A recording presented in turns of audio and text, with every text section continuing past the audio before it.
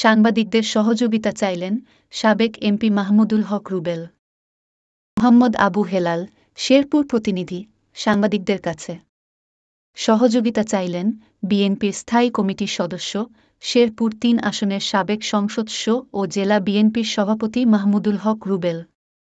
গত ১-৬ বছরের দুঃখ, দুর্দশা, দমন, পীড়ন, গায়েবী মামলা, কারাবরণসহ বিভিন্ন দিক উল্লেখ করে তিনি জানান, বৈষম্য বিরোধী ছাত্র আন্দোলনের পরিপ্রেক্ষিতে সরকার পতনের পর গত ৫ আগস্ট দেশব্যাপী সরকারি-বেসরকারি সহ বিভিন্ন প্রতিষ্ঠানের ক্ষয়ক্ষতি সাধন করে দুর্বৃত্তরা।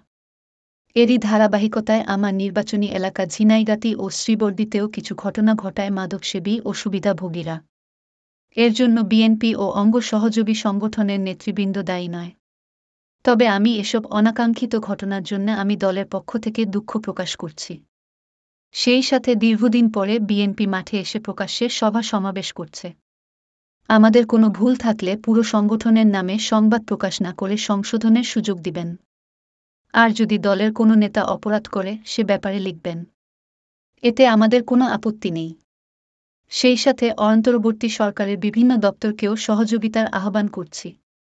শুক্রবার ৩ আগস্ট সন্ধ্যায় শেরপুরের ঝিনাইগাতীতে মিল মালিক ও খাদ্য ব্যবসায়ী সমিতির সভাকক্ষে সাংবাদিকদের সাথে মতবিনিময় সভায় প্রধান অতিথি হিসেবে তিনি এসব কথা বলেন। উপজেলা বিএনপির ভারপ্রাপ্ত আহ্বায়ক আলহাজ্জ মো. শাহজাহান আকন্দের সভাপতিত্বে এবং যুগ্ম আহ্বায়ক মো. আব্দুল মান্নানের সঞ্চালনায় এতে অন্যান্যদের মাঝে সিনিয়র সাংবাদিক এসকে ছাত্তার, উপজেলা বিএনপির নেতা আব্দুল হান্নান, লুৎফর রহমান, বিল্লাল হোসেন, আব্দুল মান্নান হীরা, শামীম আহমেদ, উপজেলা যুব দলের আহ্বায়ক মাসুম বিল্লাহ প্রমুখ বক্তব্য রাখেন। উক্ত মতবিনিময় সভায় উপজেলার সর্বস্তরের সাংবাদিকগণ উপস্থিত ছিলেন। মুহাম্মদ আবু হেলাল, শেরপুর।